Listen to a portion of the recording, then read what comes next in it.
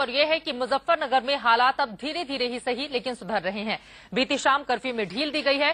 सांप्रदायिक तनाव की वजह से मुजफ्फरनगर में पिछले 5 दिनों से कर्फ्यू लगा हुआ है। कर्फ्यू के चलते लोगों को भारी दिक्कतों का सामना करना पड़ा था।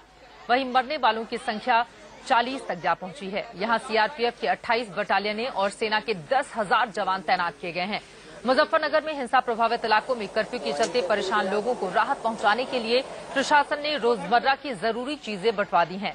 इस दौरान लोगों का मेडिकल चेकअप भी किया जा रहा है और दवाइयां भी बांटी गई। उसकी तस्वीरें हम आपको दिखा रहे हैं।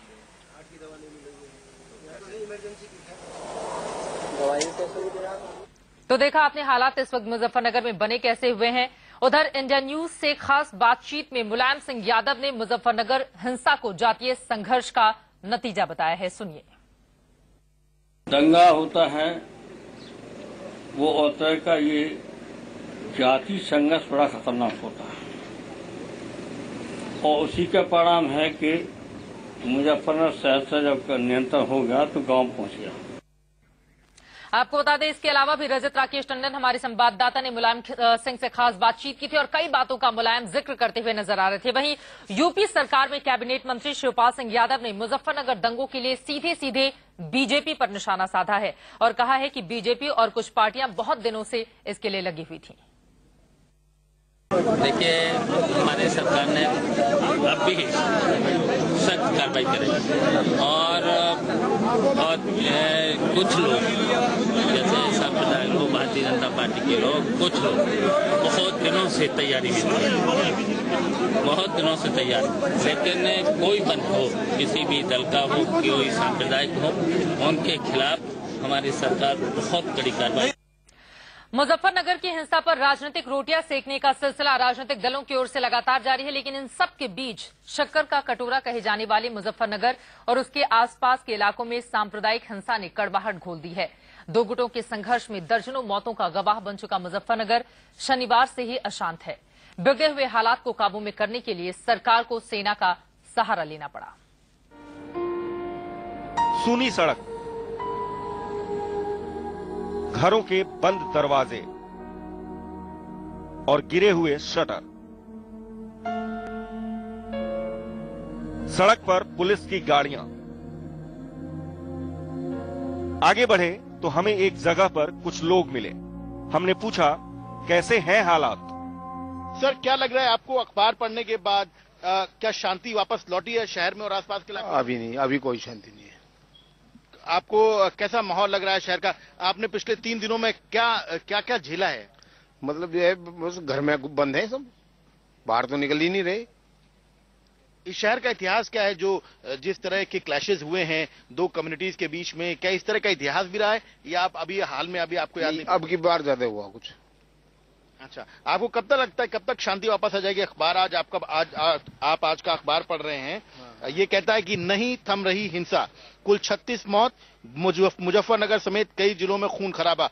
आपको क्या लगता है कि यहाँ के जो लोकल लीडरान हैं उन्होंने किस तरह से इसको कम करने या बढ़ाने में मदद की? बेटा आप उसका है राडा इनका दोनों तरीकों का।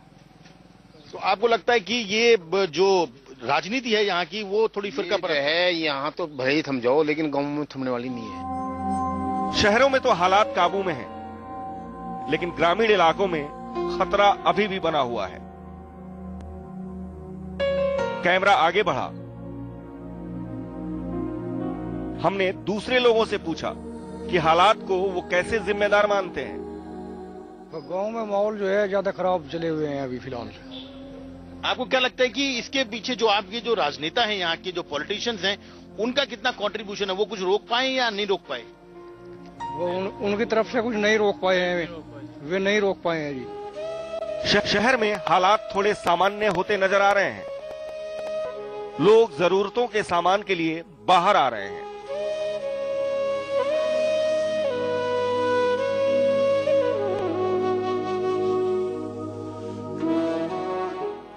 हम शहर से आगे बढ़े और मुजफ्फरनगर के कोकला गांव पहुंचे। कोकला गांव के किसान किशन पाल सिंह से मुलाकात की। उनसे पूछा कि आखिर ये बवाल क्यों हुआ। ये 9 तारीख को अचानक हिंसा क्यों शुरू हुई? 8 तारीख को क्या हुआ? उसके पहले क्या हुआ? क्या घटनाक्रम हुआ? 8 तारीख की पंचायत के बारे में तो हम लोग गए नहीं थे, उसके बारे में तो हमें कोई ऐसी जानकारी है नहीं। लेकिन ये है जो 3 युवकों की हत्या हुई थी, मलिकपुरा के जो 2 सचिन और गौरव की हत्या हुई थी, उनके घर वालों की नामदर्जी जो उसमें गलत कर दी गई थी, उससे ये बवाल उभरा है। अगर उसमें प्रशासन सूझबूझ से काम देता तो शायद ये समय मुजफ्फरनगर की जनता को या आसपास वालों को ना देखना पड़ता। इतने साल बाद इस तरह का बड़ा राइट हुआ, 21 साल बाद सेना को बुलाना पड़ा है हालात को काबू करने के लिए। जो आपके देहात के इलाके हैं, जो रूरल एरियाज हैं, वो अभी भी जल रहे हैं। आपको लगता है इसके लिए जिम्मेदार कौन लोग हैं? आपके जो पॉलिटिशियंस हैं वो जिम्मेदार हैं, आपके अफसरान हैं वो जिम्मेदार हैं, या ये जो सोसाइटी हमेशा से बटी हुई थी? नहीं, सोसाइटी तो यहाँ पर बटी हुई नहीं थी। यहाँ तो हमेशा एक ही माहौल रहता है, भाईचारे का माहौल रहता है।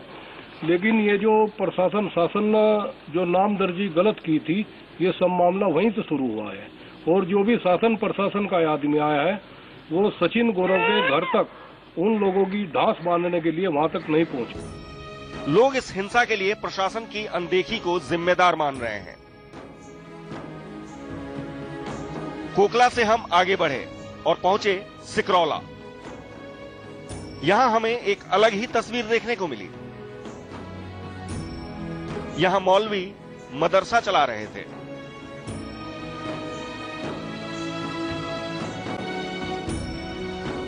जैसे जैसे मालूम होता रहा कि ट्रैक्टर ट्रॉली के साथ में वो नारेबाजी करते रहे और इधर उन्होंने वारदात की। इधर जोली है हमारे से 7 किलोमीटर पर, वहाँ एक लड़के के 2 के मारा।